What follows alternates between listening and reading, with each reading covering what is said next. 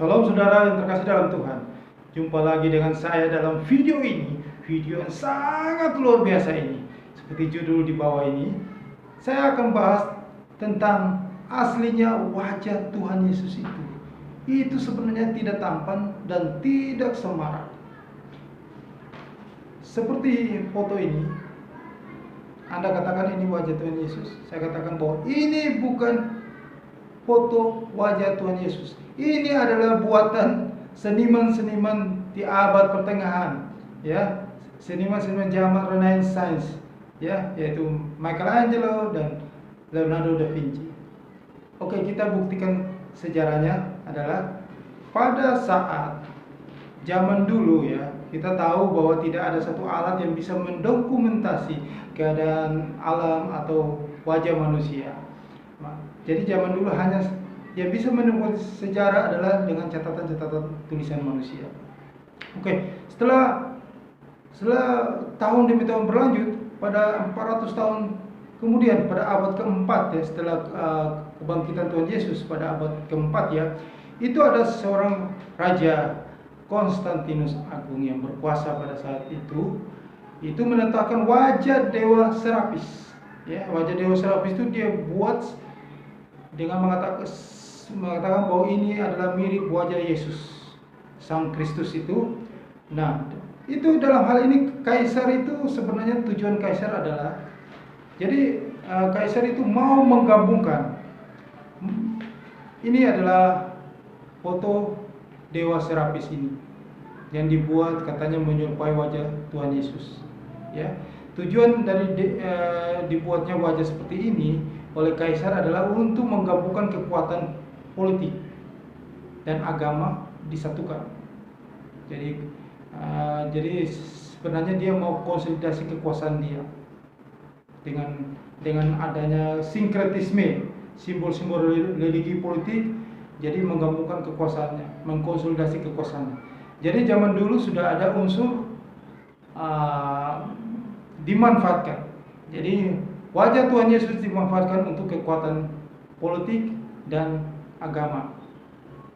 Oke, nah ini contoh. Ini asal muasalnya nih dari sini. Nah, terus kemudian pada zaman Renaissance, ya, pertama kali itu dilukiskan. Pada zaman itu sudah ada muncul seniman-seniman, yaitu Michelangelo, ya, Leonardo da Vinci, seniman-seniman terkenal, ya. Nah, pada saat itulah mulailah wajah Tuhan Yesus itu dilukiskan pertama kali. Nah, itu pada zaman Renaissance di Eropa itu pada abad 14 sampai dengan 16. Ya. Sebenarnya mula-mula itu adalah satu lukisan seorang pria yang namanya Cesare Borgia. Namanya Cesare Borgia. Ini fotonya. Ini wajahnya. Ya. Cesare Borgia ini adalah seorang putra dari Paus Alexander VI. Jadi dia seorang putra dari Paus Alexander VI yang juga biasanya disebut dengan nama Rodrigo Borgia.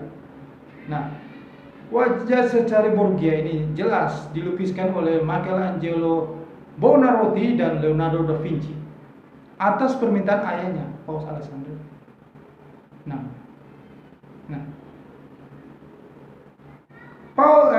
Cesare Borgia ini itu adalah seorang pria yang kepribadiannya buruk. Nah, Anda bisa bayangkan, Tuhan Yesus kita disamakan dengan seorang pria, wajah seorang pria yang kepribadian buruk. Sangat dilecehkan, ya. Oke, ini perkembangannya sampai sini. Akhirnya perkembangan dimodifikasi lagi, akhirnya terbentuklah wajah Yesus yang seperti ini, yang sering kita lihat, yang sampai saat ini ada di mana-mana. Seperti ini wajah Yesus. Nah, jadi foto ini, wajah ini, itu asal muasal dari yang tadi saya cerita itu, sejarah itu. Jadi ini bukan wajah Yesus yang sebenarnya. Ini adalah hasil dari buah imajinasi seniman-seniman terkenal pada abad Renaissance, yaitu Michelangelo dan Leonardo da Vinci. Jadi itu adalah buah pikiran, buah imajinasi mereka. Ya, jadi bukan Tuhan Yesus seperti ini. Ini fakta dan ini kebenarannya. Oke. Nah, Kenapa mereka buat begini juga? Karena kalau yang pertama patung itu, yang patung dibuat dewa Serapis itu, ya untuk menggabungkan kekuasaan politik dan agama untuk konsolidasi. Ada tujuan. Nah ini juga saya nggak tahu. Apa mungkin pada saat itu mungkin tujuan komersil. Oke, pada awal tahun 2000, Mel Gibson, sutradara kondang, membuat film The Passion of the Christ. Ya. Nah, menghadirkan seorang aktor ganteng, sangat tampan, James Caviezel, ya ini wajahnya ini James Caviezel ya, dengan wajah ganti. Jadi wajah Yesus berubah dengan aktor Hollywood, berwajah Hollywood. Tujuannya pasti ya adalah tujuan komersil di sini. Jadi selama ini wajah Yesus dipakai untuk segala macam tujuan manusia. Tapi bukan wajah itu yang sebenarnya.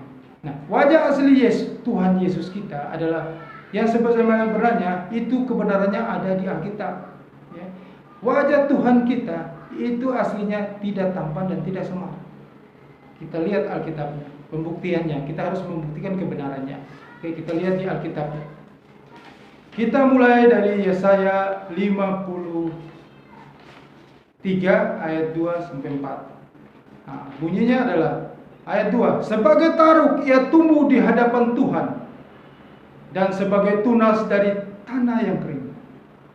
Ia tidak tampan dan semaraknya pun tidak ada, sehingga kita memandang dia dan rupanya tidak, sehingga kita menginginkannya. Ayat ketiga, ia dihina dan dihindari orang, seorang yang penuh kesengsaraan dan yang biasa menderita kesakitan. Ia sangat dihina, sehingga orang menutup mukanya terhadap dia, dan bagi kita pun dia tidak masuk hitungan. Ayat keempat, tetapi sesungguhnya penyakit kita lah yang ditanggungnya, dan kesengsaraan kita adalah yang dipikulnya, padahal kita mengira dia kena tulah dan ditindas. Oke, ayat ini kita ada dukung dengan ayat di Yesaya 52 ayat 13 sampai 15. Itu bunyinya, kita baca aja ayat 13 pas Yesaya 52 ayat 13-nya. Sesungguhnya hambaku akan berhasil, ia akan ditinggikan, disanjung dan dimuliakan. Nah, ayat 14-nya, seperti banyak orang akan tertekun melihat dia, begitu buruk rupanya, bukan seperti manusia lagi, dan tampaknya bukan seperti anak manusia lagi. Ayat 15-nya, demikianlah ia akan membuat tercengang banyak bangsa. Raja-raja akan mengatupkan mulutnya melihat dia, sebab apa yang tidak diciptakan kepada mereka akan mereka lihat, dan apa yang tidak mereka dengar akan dipahami. Jadi dari Yesaya 52 ayat 24 itu sudah menjelaskan bahwa kehidupan Yesus di dunia ini. Jadi Yesus telah lahir, mengungsi ke Mesir, dan akhirnya dari Mesir dipanggil lagi ke Galilea dan ke Nazaret. Nah, disinilah dijelaskan bahwa dalam hidupnya di ayat pasal 3 ini dikatakan ia dihina dan dihindari orang. Ini bercerita tentang kehidupan dia. Jadi kalau ada teman-teman saya atau ada kenalan saya mengatakan bahwa ini menjelaskan mengenai penyaliban Kristus. Saya pikir Anda harus baca Alkitab dengan benar, Anda harus pahami dengan benar. Anda juga harus pahami bahasa Indonesia dengan jelas. Anda harus buka kamus dan memahami kata demi kata. Nah, di sini dijelaskan bahwa tentang kehidupan dia, ia dihina dan dihindari orang, seorang yang penuh kesengsaraan dan yang biasa menderita kesakitan. Yang biasa dalam biasa Anda mesti buka kamus kata yang biasa menderita kesakitan. Yang biasa berarti itu hal yang berulang-ulang. Berarti kehidupan dia yang dari muda sampai dewasa berulang-ulang, bukan pada saat penyaliban yang belum sampai sehari, cuma beberapa jam aja. Itu tidak bisa kita bilang biasa menderita kesakitan. Nah, di sini poinnya. Jadi jangan Anda samakan dengan bahwa saya bukan pendeta, saya bukan apa, saya bukan sekolah teologi. Tapi Anda dari bahasa ini Anda sudah harus memahami, ya ini kebenarannya. Anda harus lihat ini kebenarannya. Jangan Anda memalsukan kebenaran. Alkitab menubuatkan dari Nabi Yesaya, Apa yang dikatakan Alkitab? Alkitab adalah firman Allah. Ya. Anda Yohanes 1 ayat 1, pada mulanya adalah firman dan firman itu bersama-sama dan firman itu adalah Allah. Jadi apa yang dikatakan Alkitab itu benar. Jangan Anda palsukan dengan pikiran Anda sendiri. Anda menggambarkan dengan suruh Michelangelo dan Robin gambar wajah Tuhan Yesus yang ganteng, yang mata biru, wajah orang Eropa, orang Itali, ya, padahal Yesus orang Yahudi. Aduh, coba Anda bayangkan itu. Anda sudah memalsukan, Anda berdosa sebenarnya, sudah memalsukan kebenaran gitu loh. Nah, kita nggak usah lihat, kita lihat aja. Ia penuh kesalahan dan yang biasa menderita kesakitan, yang biasa. Apakah kejadian penyaliban yang cuma 1-2 jam itu dikatakan biasa menderita? Logika Anda di mana? Coba, oke. Itu. Jadi ini adalah memang benar, Yesus itu tidak tampan dan tidak semarak, dan kehidupan dia itu penuh biasa menderita kesakitan. Ia sangat dihina sehingga orang menutup mukanya terhadap dia, dan bagi kita pun dia tidak masuk itu. Oke, kita lihat lagi di ayat kita harus lihat ayat pembenaran dari seperti gini, yang di Yesaya 52 ayat 13 sampai 15 mengatakan bahwa sesungguhnya hambaku akan berhasil, ia akan ditinggikan, disanjung dan dimuliakan. Ayat 14-nya, seperti banyak orang akan tertegun melihat dia begitu buruk rupanya, bukan seperti manusia lagi. Anda pahami kata, bukan seperti manusia lagi, dan tampaknya bukan seperti anak manusia lagi. Oke, di sini bukan berarti bukan seperti manusia lagi, bukan seperti binatang. Coba Anda yang sekolah teologi, coba Anda pahami itu kata-kata ini.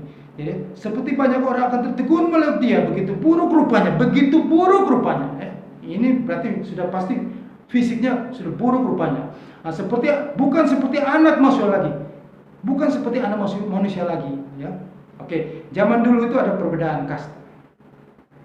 Ada hamba, ada tuan. Nah, Anda bisa bukan Anda, jangan Anda melihat zaman dulu Anda deskripsi dengan zaman sekarang ya. Oke, zaman dulu adalah ada hamba, ada tuan ya. Oke, bukan anak manusia lagi, dan tampaknya bukan seperti anak manusia lagi. Oke. Itu berarti apa? Anda tahu hamba dan tuan. Oke. Yang ayat 15, demikianlah ia akan membuat tercengkang banyak bangsa, raja-raja, dan mengatukan mulutnya melihat dia. Sebab apa yang tidak diciptakan kepada mereka akan mereka lihat, dan apa yang tidak mereka dengar akan dipahami. Oke. Ayat ini ayat pendukungnya kita buka di Rasul Paulus ya, dalam jemaat di Filipi, yaitu di kitab Filipi 2 ayat 5 sampai 9. Oke, kita buka, Bapak Ibu Saudara buka supaya kita harus mengerti kebenaran ini ya. Jangan kita berimajinasi memalsukan kebenaran, itu tidak benar. Tuhan, Anda tahu sendirilah ya, firman Allah itu adalah kebenaran. Jangan Anda pakai pikiran Anda sendiri ya, oke. Kita lihat Filipi 2 ayat 5 dan 9. Oke, ayat 5 mengatakan, hendaklah kamu dalam hidupmu bersama menaruh pikiran dan perasaan juga dalam Kristus. Itu ayat 5-nya.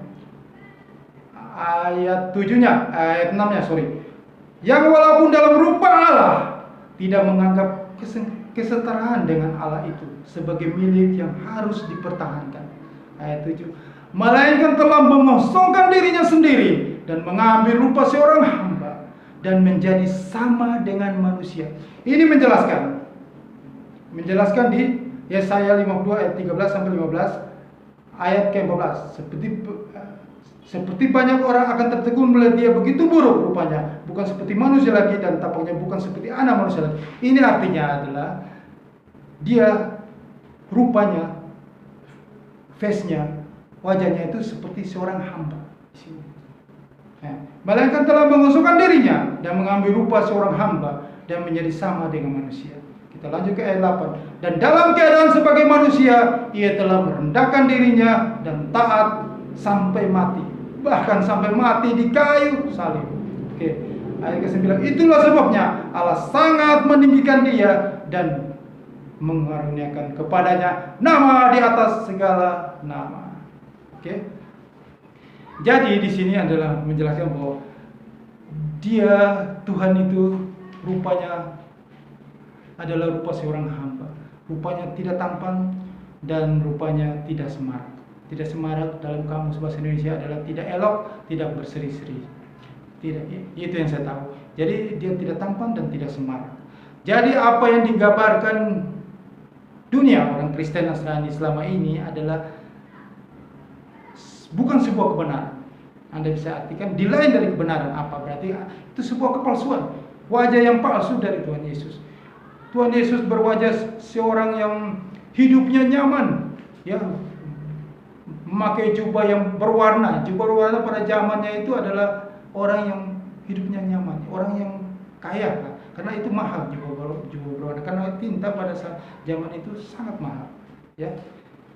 Ini wajah yang pipinya ya agak gemuk badannya, tidak seperti lukisan bahwa dia adalah seorang tukang kayu. Dia sepertinya Tuhan Yesus ini hidupnya nyaman, gitu.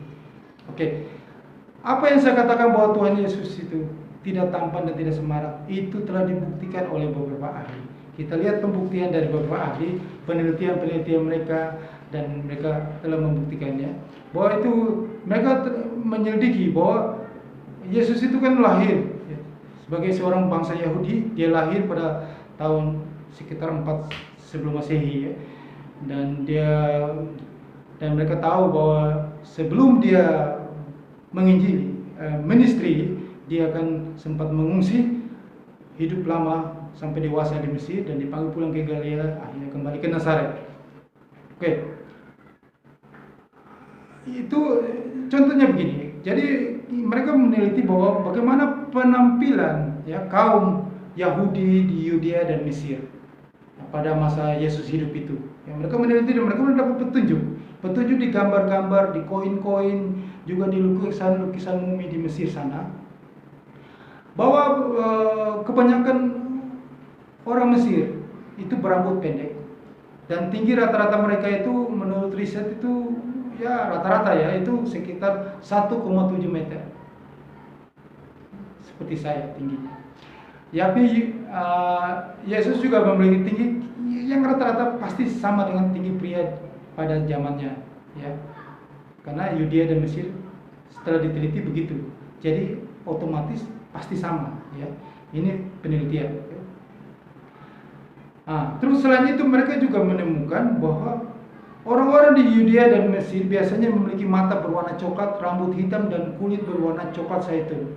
Hal ini berdasarkan fakta temuan arkeologi, teks sejarah, serta penggambaran orang-orang pada potret-potret mumi, ya, yang di Mesir itu yang ditempel. Nah, makanya saya katakan bahwa dulu tidak ada tustel atau kamera atau handphone, ya. Jadi mereka hanya bisa mencatat itu melalui tulisan tangan atau dengan lukisan-lukisan patung itu. Ya, dari situ ada penggambaran, ya. Para ahli meneliti di situ, ya. Bahwa yang tadi saya jelaskan itu. Terus mayoritas, ya, penduduk Yudea dan Mesir lainnya itu selain mereka dijelaskan bahwa orang Yahudi dan Mesir memiliki bentuk fisik yang sama dengan masyarakat Mesir lainnya. Oke. Pada catatan sejarah juga dijelaskan bahwa orang-orang di Yudea menjaga agar rambutnya dan janggut mereka tetap pendek, serta tersisir rapi menurut. Jadi kalau misalnya yang seperti ini, Yesus berambut gondrong ini Yesus orang Itali. Nah, ini udah nggak benar nih, udah nggak benar, asli, palsu ini. Oke, jadi pada zaman itu mereka katakan bahwa kemungkinan besar, ya, Tuhan Yesus itu juga pasti mencukur jenggot, ya, mencukur semuanya, memotong rambutnya dengan pisau. Karena pada zaman itu manusia yang hidup pada zaman itu pasti ahli dalam menggunakan pisau, bukan seperti manusia zaman sekarang. Jadi ini fakta, ya, fakta. Oke, yang terus Yesus adalah seorang anak tukang kayu. Pasti tubuhnya berotot, tapi Yesus kurus karena dia adalah seorang yang aktif, karena dia selalu berjalan kaki, ya. Terus namun kalau orang sering berjalan kaki namun kurang asupan makanan, pasti tubuhnya kurus, tapi berotot karena kerja keras. Oke, bukan seperti yang ini juga, ya. Ini tubuhnya makmur nih, orang yang hidup nyaman ini. Oke. Terus bahwa ia kemungkinan besar, dia juga Seorang yang pasti punya visi yang tangguh karena faktor pekerjaan tadi, ya. Oke, karena faktor pekerjaan tadi. Nah, terus kita lihat juga bahwa sebenarnya Yesus ini hidup dalam seperti yang dinubuatkan oleh Nabi Yesaya itu. Dia sangat menderita. Jadi hidupnya tidaknya sangat menderita hidupnya. Jadi Yesus ini harus digambarkan di sini bahwa seseorang yang miskin sebenarnya, bukan seseorang yang hidup yang nyaman dengan jubah yang bagus, yang berwarna-warna, bukan seperti itu sebenarnya. Ya, jadi apa yang sudah mendekati kebenaran Pak Ahli. Jadi benar apa yang dikatakan Alkitab, yang dikatakan nubuat dari Nabi Yesaya itu adalah kebenaran. Ya, Alkitab itu adalah mulut Allah, firman Allah itu kebenaran. Jangan kita palsukan dengan imajinasi kita mengenai penyaliban lah apalah. Kalau memang logika saja, kalau memang Yesus itu tampan, pasti